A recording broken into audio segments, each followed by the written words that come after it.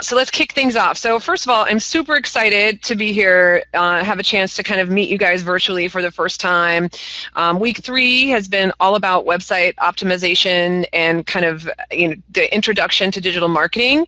I'm thrilled to say that we have a real expert with us tonight. Tim works for Moz.com, which is probably the resource, I would say, for search engine optimization and really just website optimization in general. It's a really great tool. If you guys don't know about it, I highly recommend that you check it out. I use it for a lot of my clients. It's great, especially for small businesses.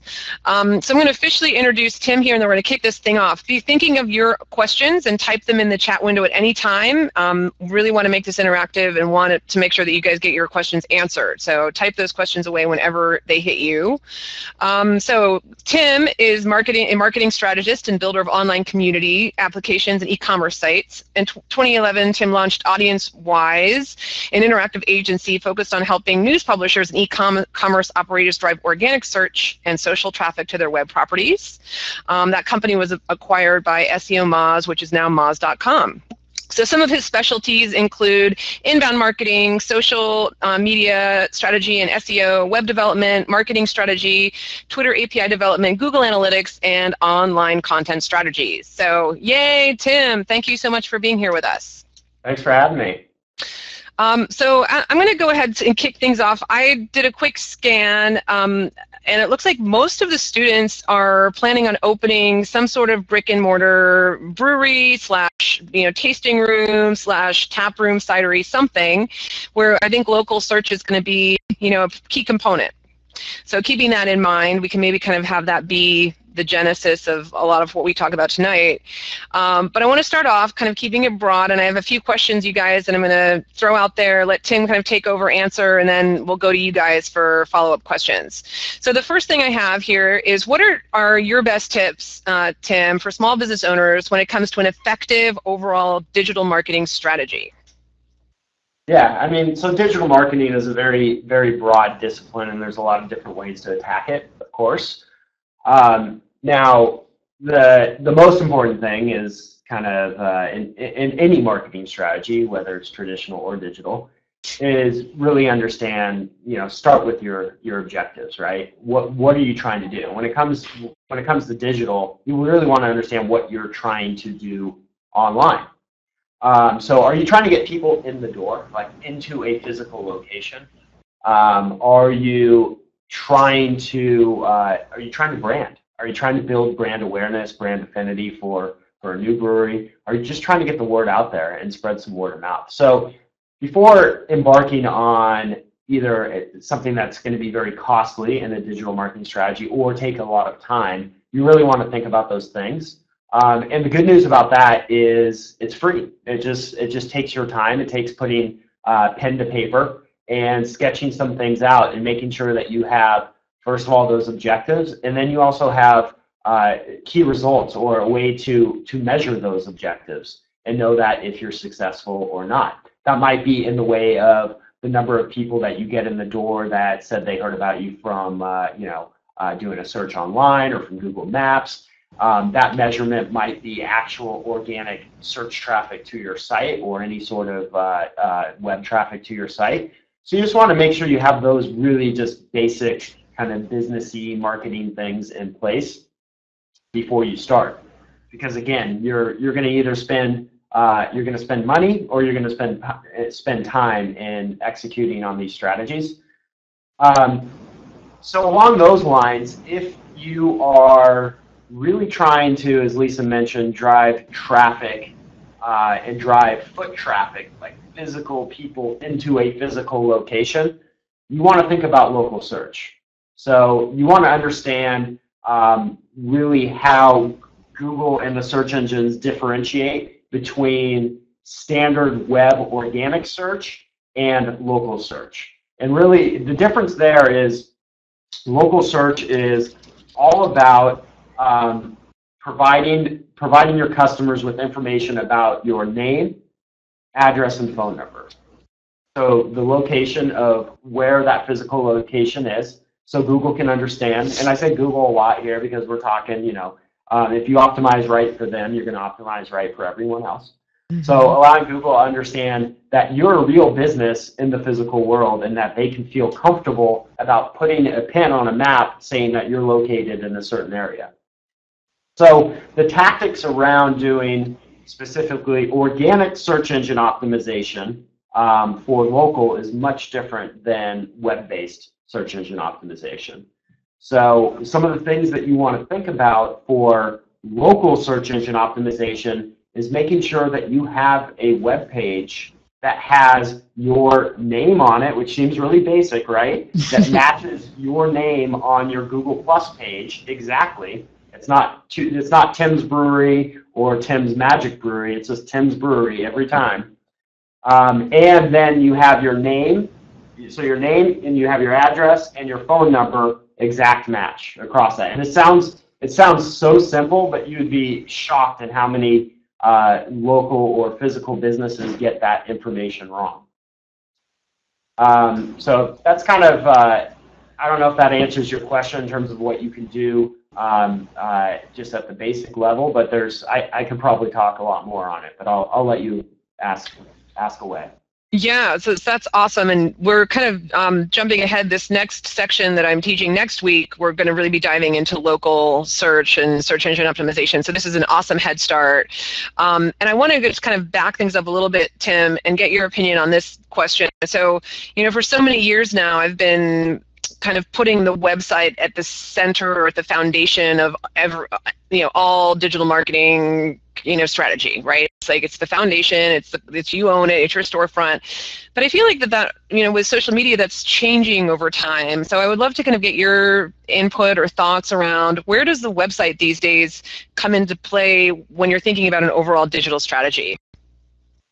Yeah, so again, when you're talking about local search, and if that is your primary objective, is to drive a real person into a real location. As far as social media goes, unfortunately, probably the most important thing you can do is manage and optimize, believe it or not, your Google Plus page.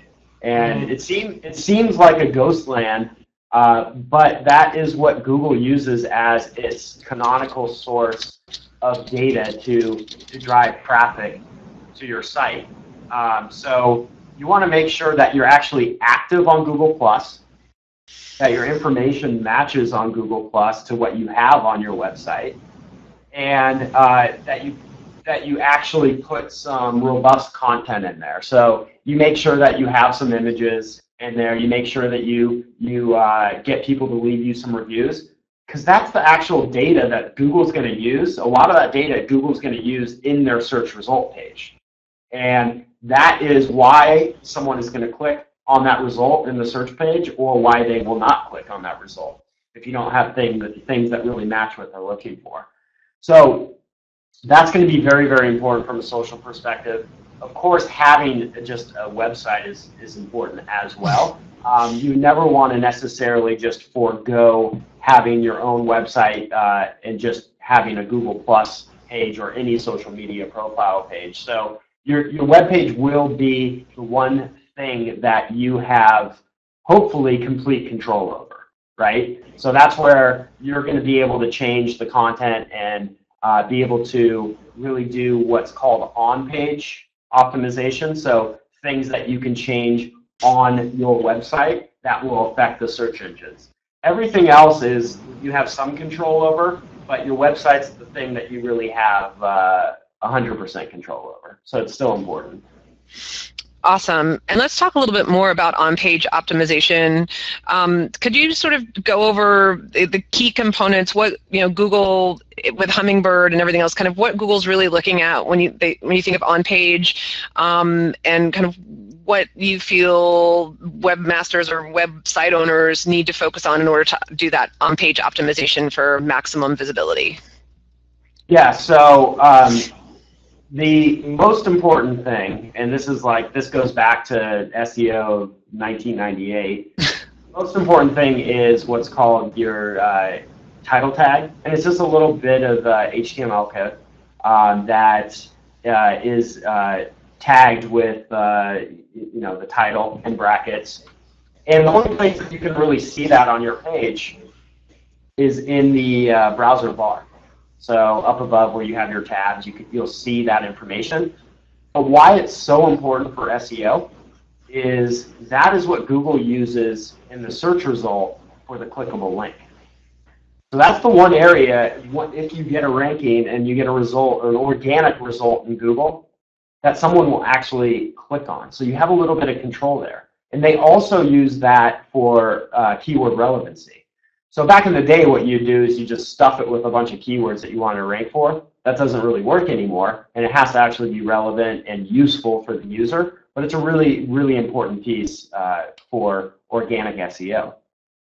Now, as far as local goes, some of the important on-page elements that you really want to focus on, and I mentioned earlier, is making sure that Google can crawl your website and understand that you have a physical location.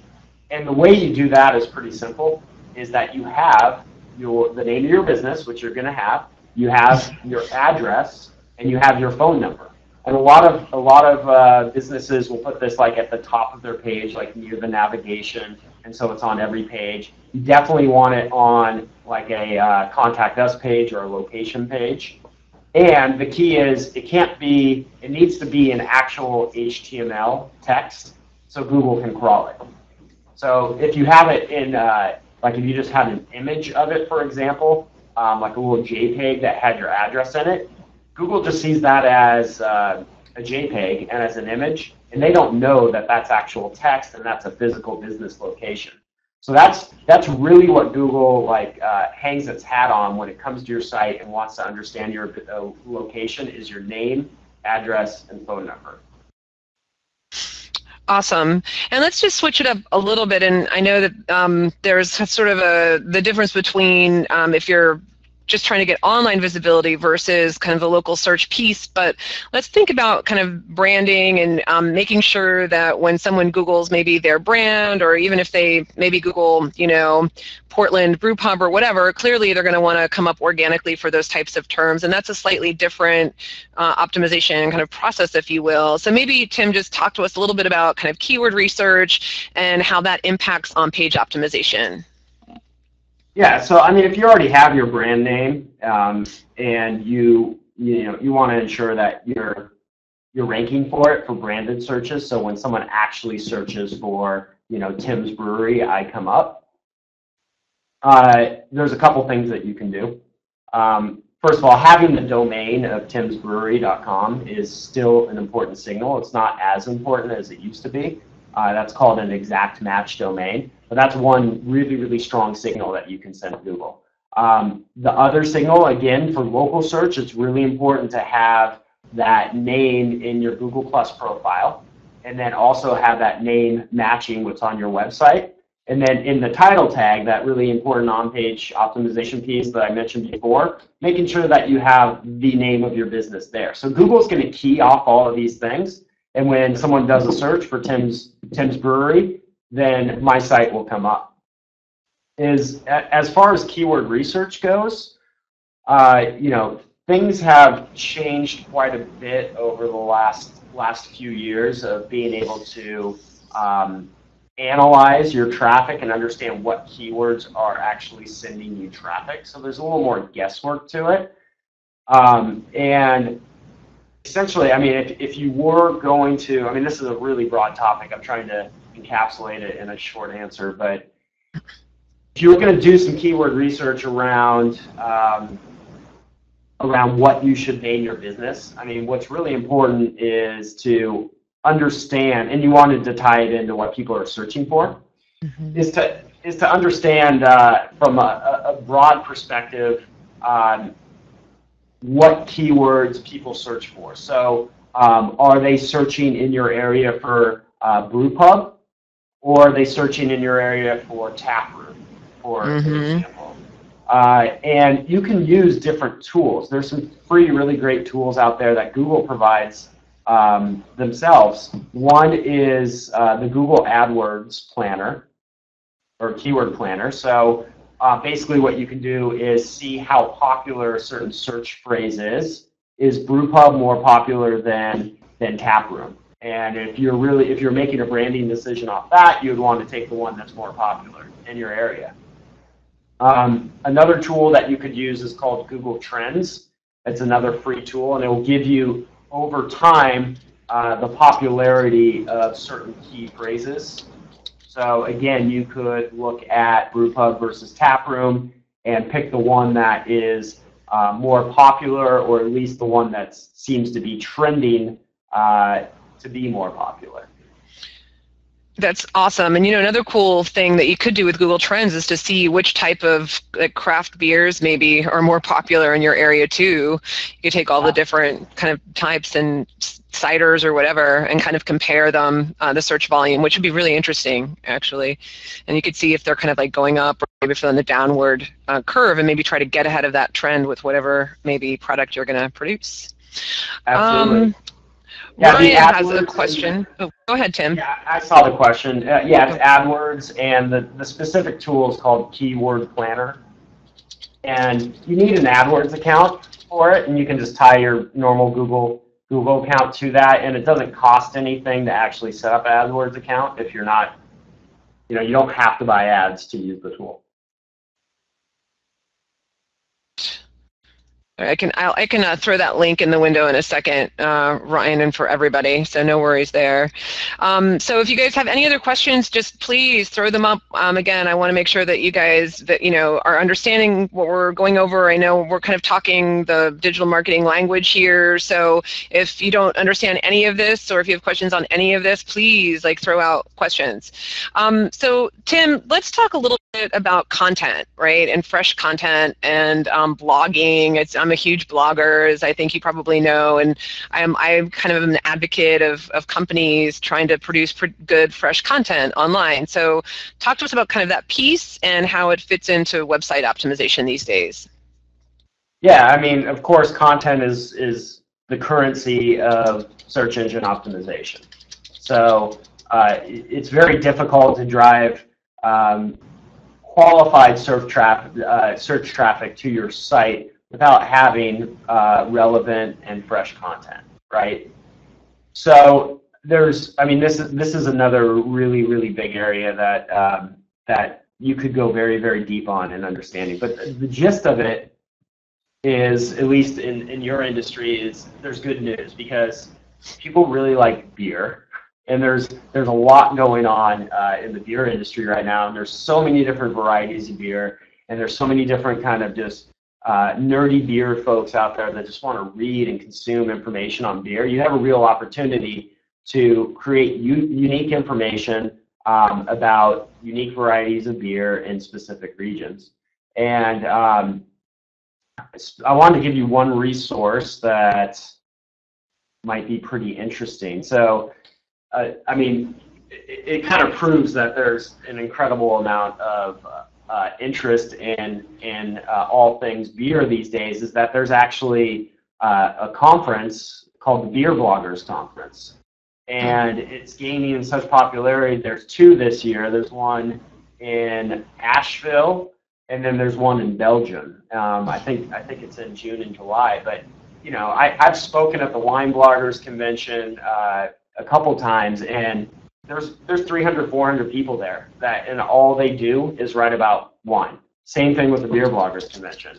I think it's actually more popular. There's like 500, 600 people, and all these people do is blog about beer. So if you can't go to the conference, you can still find a lot of great resources on this website in terms of what people are blogging about. You can get a list of all the beer blogs out there, not all of them, but a good handful of the beer blogs out there, and see what those beer bloggers are writing about, and see what is getting the most buzz on social media, and craft a content strategy that's going to be relevant to what your business is doing.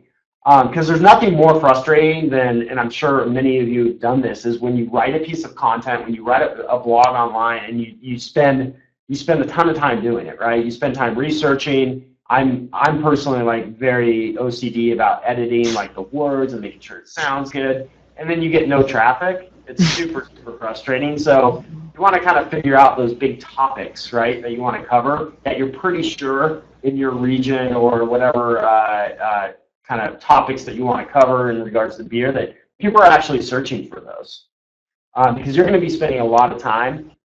In some cases, you'll be spending some money to create some content, and you want to make sure that at least you have a shot of getting some traffic to it. Awesome. Tim, tell us a little bit about what you think are some of the best platforms to build a website / blog on that kind of ensures that the site, or at least helps you ensure the site will be search engine kind of friendly. Yeah, I mean, I just go WordPress every single time. Yeah, me too.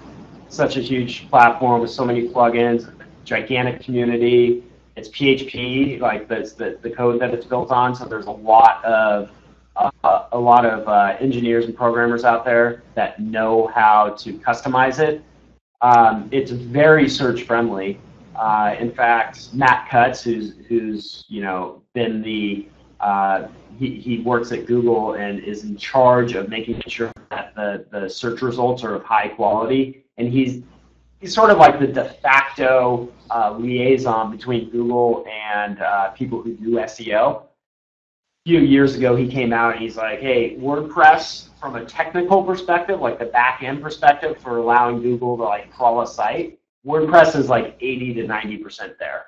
So for people who just want to launch a website, that's really good news because you don't have to sweat the technical stuff. You can just worry about doing keyword research and make sure you're writing content that's relevant to a group of people. And you don't have to really worry about going in and making sure that Google knows how to crawl your site, because Matt Cutts came out and said, hey, they can crawl WordPress sites really easily. So to me, that's a really strong signal.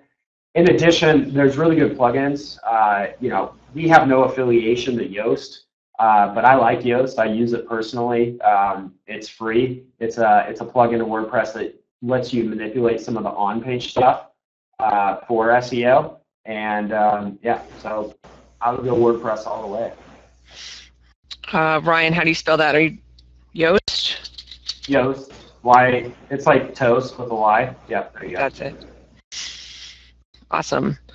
So let's talk a little bit about paid search. So, there's this idea of the organic traffic and ranking organically, and then there's this whole paid world and side of things. And so, Tim, give us just an overview of maybe kind of paid versus organic, and when you feel it might be compelling for a small business to use paid search.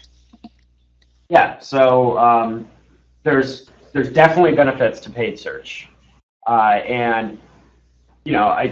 For those of you, everyone uses Google, of course, but I'll give a quick overview of the difference between paid and organic.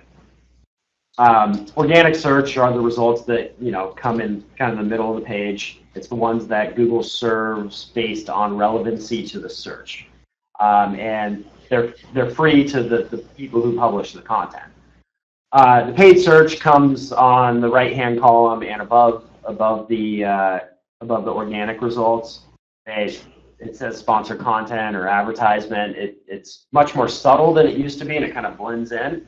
But those cost money, and you can, as an advertiser, you can target specific keywords or general kind of topics that you would like to have your ads appear on, and you pay every time someone clicks it. So that's the basics of Google AdWords. And it's why Google exists. They make something like 98% of their revenue. They can make as many self-driving cars as they want because they're making $50 billion a year on AdWords. So it's a huge, huge revenue driver. And the reason for that is because it's very, very effective. The advantages of doing paid search over organic search is that it's instantaneous. So basically, you could go right now, spend 5-10 minutes, set up an AdWords account, target some keywords, and drive traffic to your site. You're paying for that privilege. So that's one of the disadvantages, is that it's not free. It costs money. The other advantage is you know exactly what you're getting, and it scales kind of one-to-one, right? You know that you have to pay 50 cents per click. And if you want 100 clicks, you're going to pay $50. So that's that's good to know as a marketer because you can really budget around that. You can really very easily measure your return on that investment. If you need each for each one of those 50 people, if you need half of them to actually buy some beer off of your site, you can measure that very, very easily, and you can optimize it.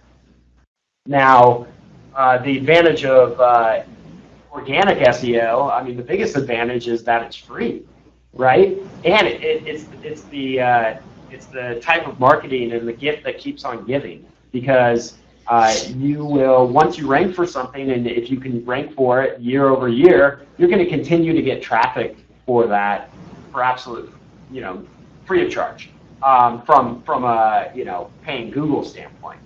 But it does cost money in terms of your time, because it takes great content to rank for keywords that matter and to actually drive organic search. And that's going to take your time, or that's going to take money in hiring someone to do it for you, which you never get the same results. I have a question here. What range do they cost in terms of AdWords? And I mean, it ranges from,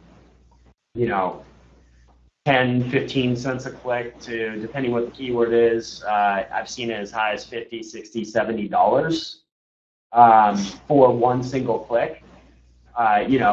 Industries that are very expensive are like the insurance industry, where there's, a conversion for them is worth a lot of money. So you have these very, very big companies with these huge budgets bidding, and it's an auction, bidding for the top space, the top keyword, or the top slot in the ads, and it ends up driving the price up. So it's a pretty genius model on their part, but it can be limiting if you are if you're targeting keywords that are very popular or worth a lot of money. Great. Yeah, I think it's a really good overview of kind of paid versus organic. So I'm going to come to you guys for questions soon. I have just a few more questions for Tim. I want to talk a little bit about kind of outsourcing, because I know there are a lot of small business owners here. However, sometimes I don't feel it's maybe the best use of your time to kind of be the marketing guy necessarily, and sometimes you might want information on the options around outsourcing this type of work. So Tim, maybe just give us an overview of kind of some of the options that, there's agencies might be a bit expensive for this crew, but there are contractors and freelancers, and there are tools, right, that can certainly help them do the job. Yeah, so it's kind of a conundrum, because you have on one hand, you have a lot of stuff to do. If you're a business owner and you're spinning up a new business, SEO is like number 355 on the list of things to worry about. And not just worry about, but have to go out and learn, and then spend all this time creating content, trying to drive traffic. It's really, really time-consuming work. But on the other hand, you don't want to have to go out and pay $1,000 a month to a consultant who's, you're not quite sure what they're going to deliver. So it's really tricky. I would try to land somewhere in between, at least getting a good understanding of what you're trying to accomplish with SEO and some of the tools that you would use to accomplish that. So there's a lot. The great thing about SEO is that there's a lot of people who share information, and they share tools, free tools that you can use. We certainly have some. If you go to moz.com, we have a paid service, but we also have a blog that's completely free, and we have posts on how to do this stuff. Some of it's pretty sophisticated, but there's, one of the things that you should definitely check out is the Beginner's Guide to SEO, which will give you like a really, really great overview of just where to start with SEO, and it's free. There's a lot of really strong influencers in the SEO community that you can follow on Twitter. I don't really tweet that often, but at one point I did compile a list on my Twitter account of some of the major influencers, which you can check out. My Twitter account is @tresnik.com. No C in my last name, so it's TRESNIK. And other than that, you just have to be really aware of people who are contacting you, offering you SEO services, because there are a lot of great SEOs out there, but there's also a lot of people who are going to not really perform for the type of money that you're paying them. So be careful, and I'm sure there's plenty of aspiring SEOs, people who maybe don't have the expert level knowledge yet, but are willing to work on a contract basis for the opportunity. So that's another great route, or going the route of an aspiring marketer student who would like to perform some services for not that much money or free. Great. So we have some good questions here around kind of outsourcing. So first of all, Ryan's asking, how does pricing work with hiring Moz.com? Do you want to handle that, Tim? Yeah, so Moz is, we're a software as a service, so we're not a consultant. We provide, our tool is basically built for SEO consultants, right? We provide them with a lot of data so they can better serve their clients. It's definitely more sophisticated than like beginning SEO. So it's not something that I would recommend if you don't have SEO experience. And our price is $99 a month, but we are exploring, and I personally think there's a great market for a lower price item, in the $20 range per month that is basically your virtual consultant. So it's something that we're exploring right now.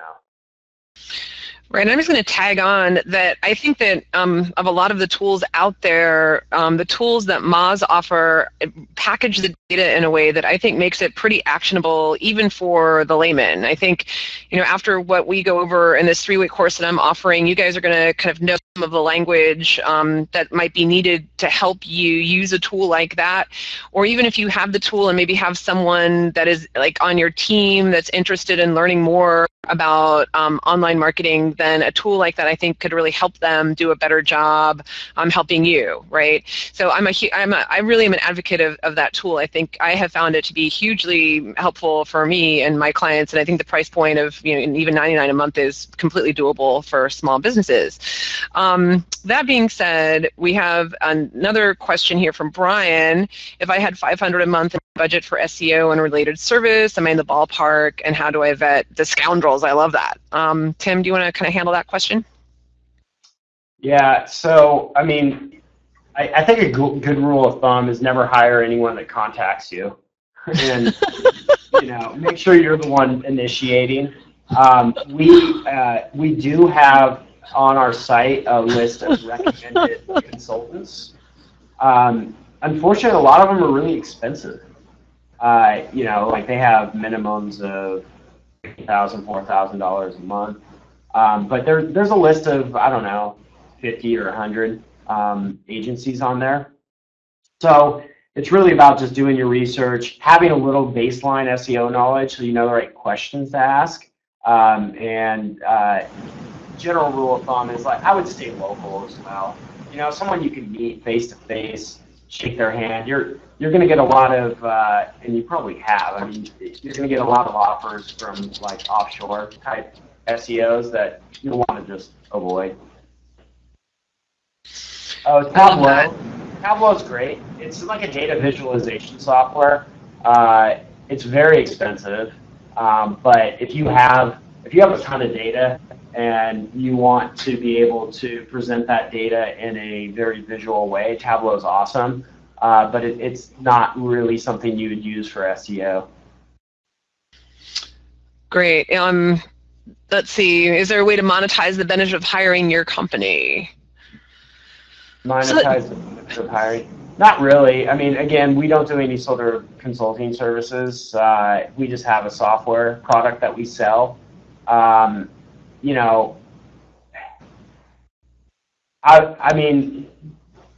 agree with Lisa. There are certain aspects of our tool that can help beginner SEOs, but personally, I don't think it's worth the $99 if you don't know if you're not pretty familiar with SEO tactics to begin with, because we don't do a great job of packaging it and saying, go do these exact things. I mean, we have some of that, but I know obviously I'm not here to sell. I'm not interested in selling our product. I'm kind of anti-selling it right now. But if you have some familiarity with it, with SEO, like sure, you could check it out. But otherwise, there's better routes to go. And the better routes would be using our free content right now and our free tools, connecting with people in our community, we have a Q&A section on our site where you can ask questions or look at different questions that people ask. And, that's really the place to begin, because there's really no really good SEO tool out there that's like going to tell you exactly what to do.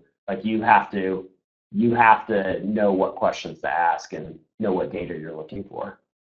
Yeah, I think that's a really good point, Tim. I completely agree. And maybe this is a good time to kind of back the conversation up a little bit and go a little bit broader. And I think what Ryan is kind of getting to is the ROI, or kind of the return of investment on SEO. And maybe just talk a little bit about your perspective on that, and how people can track, kind of go down the funnel, right, of how you can actually track that you're making a positive return on the money that you're spending on your digital marketing. Yeah, so it depends what sort of digital marketing you're doing. If you're buying ads and you're buying clicks, it's a lot easier to track ROI, because you can actually see exactly, using like Google Analytics or a different analytics program, you can see that a certain click came through this paid channel, and then you can see if they've converted into a customer, and then therefore see how much you spent and compare how much you make, measure your ROI. With organic search, it's a lot harder to put your finger on, because there's only a certain amount of information that you can get about your organic search, and you're working with really general numbers, like total organic search for a month, right? And then you're starting to look at month over month and trending your averages to see if it's trending up or down. And if you're spending a lot of time and you're spending a lot of money and it's staying flat, you clearly have a negative ROI, or a flat or negative ROI, where you'd want to see that trend line going up. So it's really a knock on SEO, and I think part of the reason that people aren't as comfortable committing their time and money to SEO is because it is very difficult to measure the ROI. Excellent. Awesome. Courtney has a great question. So could you go into detail about Google Analytics that you mentioned? Yeah, so Google Analytics is basically a free tool that Google offers, and it tells you what users are doing on your site. And it also tells you where users are coming from to your site. So it's really simple. It's a snippet that you put in the HTML of your site that basically every time someone comes to a page, it fires that snippet and sends a little bit of information to Google Analytics and aggregates the data. And then you can look at that data from many different angles. You can segment it and see how much search traffic you're getting. You can see which sites people are coming from. You can look at your social traffic and analyze, if you're getting more Twitter traffic or Facebook. And the great news is that it's all free. You just have to spend a little bit of time setting it up and then learning it. It's a very powerful tool with a ton of data, but if you don't know how to use it, you're not going to get a lot out of it. Google does have a free class that you can do, an online class. Let me look it up real quick. I think it is called Google Analytics University. Let's see if that's it. Yeah, here, I'll copy and paste this real quick for you. So that's a really good place where you can go and watch videos. They have a checklist getting started, how to implement it, and if you spend a day watching those videos, you'd have, it's a lot of time, but if you spent a couple hours watching those videos, you'd have a much better idea of how you could use that data. Awesome. So we have some questions coming up. One here from Mark. Let's see here. So Mark, I think what you're trying to say is kind of what are your favorite means of kind of appeasing the people that are holding the purse strings in terms of budgeting for SEO and digital marketing? Is that kind of the question? Maybe Tim, you could address that. So I'm looking forward in the string here so I understand the question better. Who asked the question? Mark. Mark, so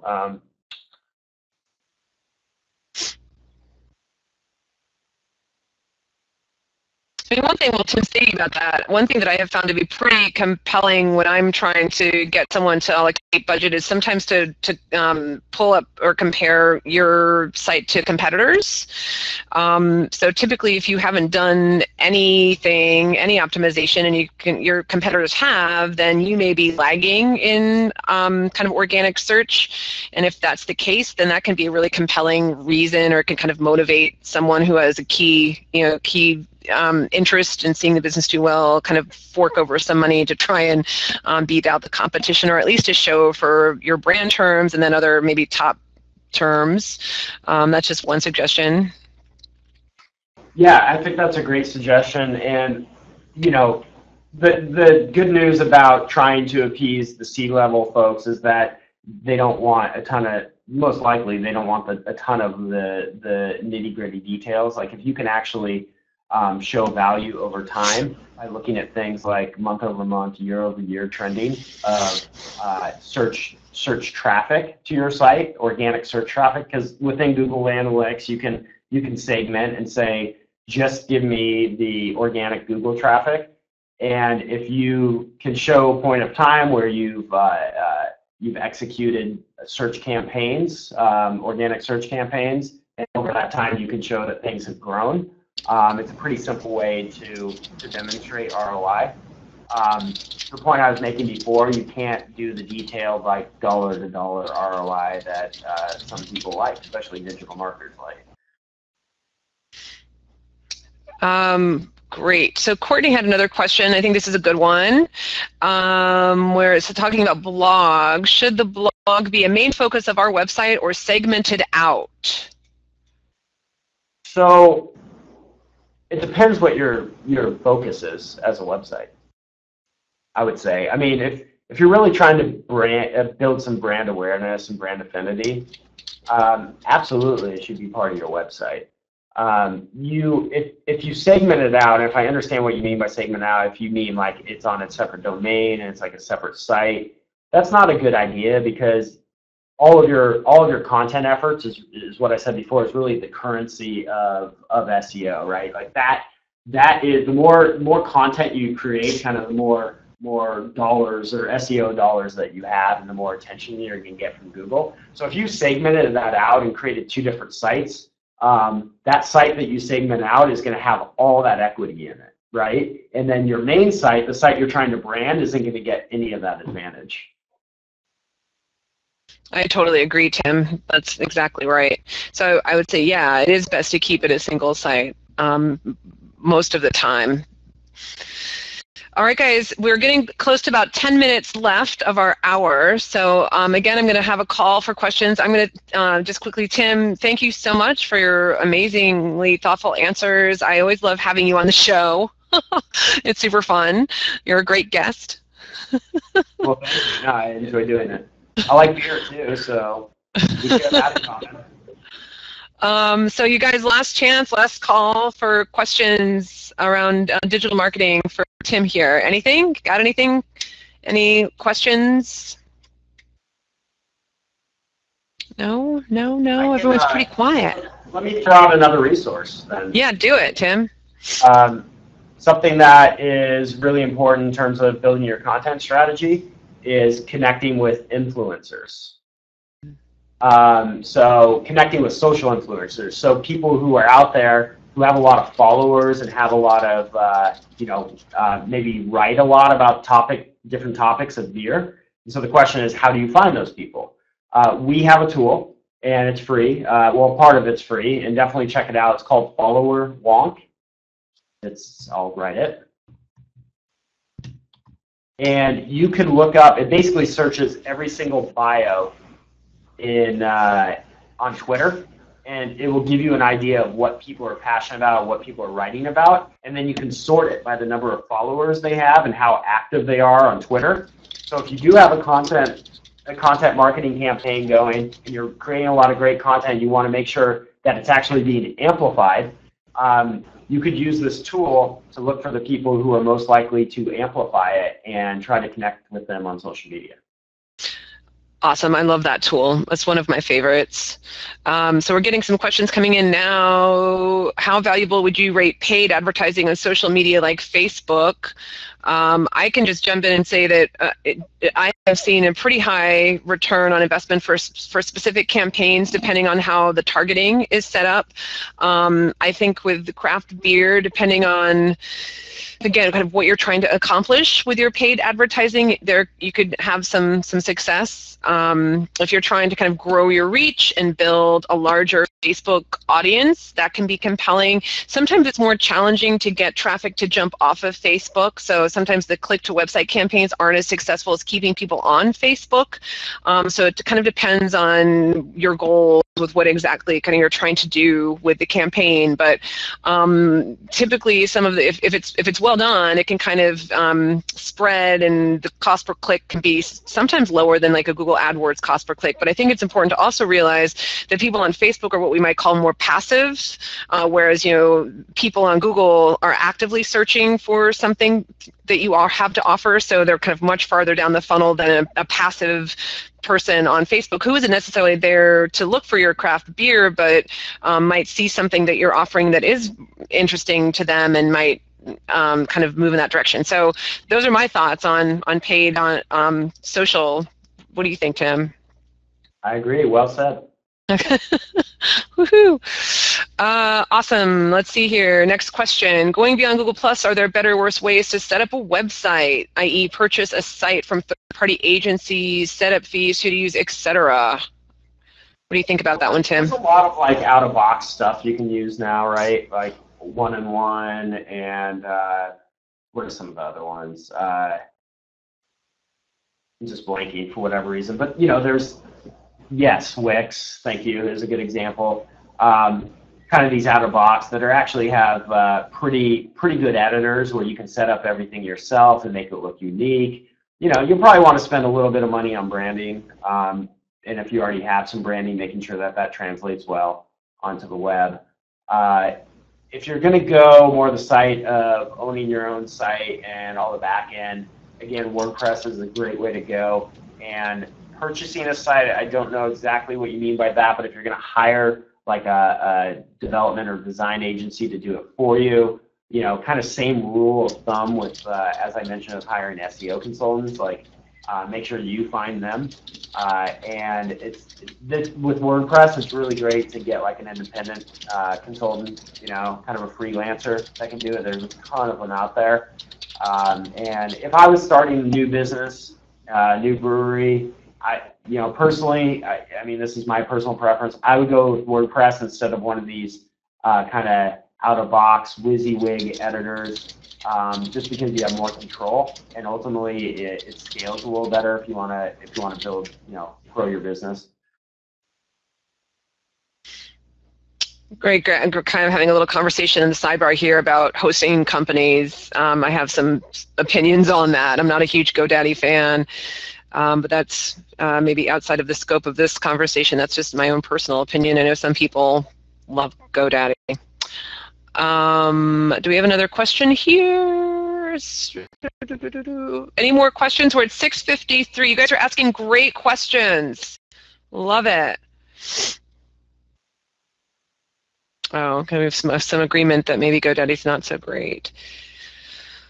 I definitely am, again, can't say it enough, and I've talked a lot about this during our lecture. I'm a huge WordPress advocate, so I prefer that over everything. And I'll just throw in my 2 cents here. Any kind of larger platform hosting company now typically has a kind of push button WordPress install. Like they have, WordPress hosting packages. They're like $5 a month, and the default WordPress is installed already, right? So it couldn't be simpler to set up a site with WordPress using some of these larger hosting companies. So that's typically what I would recommend in terms of setting up a very simple, low-cost website. Oh, we got. Can you give any recommendations for WordPress plugins? There's so many. Tim has already talked about some of his favorites. Gosh, there are plugins for everything. There's Google Analytics plugin, there's Google Sitemaps plugin, there's like great SEO plugins. Yoast was one that Tim already mentioned. There's Headspace, I think, is another that just offers a really comprehensive kind of SEO on-page optimization package that lets you optimize everything from the title tag to description tag to kind of all sorts of different things. God, there's a plugin for everything, I think, Courtney. So there are a lot of posts out there that kind of go over the top recommendations, especially when it comes to SEO or even digital marketing. Tim, do you have any thoughts on any other plugins that you love? Yeah, I mean, Yoast is, like, from an SEO perspective, that's the one to go with. And you had mentioned the Google Analytics one. That's a great point, because Google Analytics can be kind of a pain in the butt if you have to actually go into the source code and put in the snippet yourself, which the Google Analytics plugin, the one from Yoast specifically, which is a separate one from their SEO, allows you to kind of automatically publish that snippet to every single page. So it makes it super easy. Oops. There's an article, you guys, that talks about some of the essential WordPress plugins from Search Engine Watch, so that might be a good one to take a look at. But there are just a lot of them out there, and they're all free, most of them. Okay, I think we're getting close to wrapping this up. So unless there are any last-minute questions, I'm going to thank everybody that's here. I'm excited to be. I'm here next week with you. We're going to talk more about local search optimization. We're going to talk about some keyword research stuff next week. And then I'm off a week. You've got Nate again. And then for the final week, we're back to talk about social media. And I've got a live session that last week with Carrie Finsan from TapLister. So that's always a good live session. Next week, we do not have a live session. So you've got Tuesday night off next week. I think that's all the announcements. Tim, again, thank you so much for being here. I appreciate it so much. Thank you for having me, and good luck, everyone. Awesome. Thanks, everybody. Have a wonderful night. Enjoy your beers, and I'll see you later. Bye. Yeah, bye.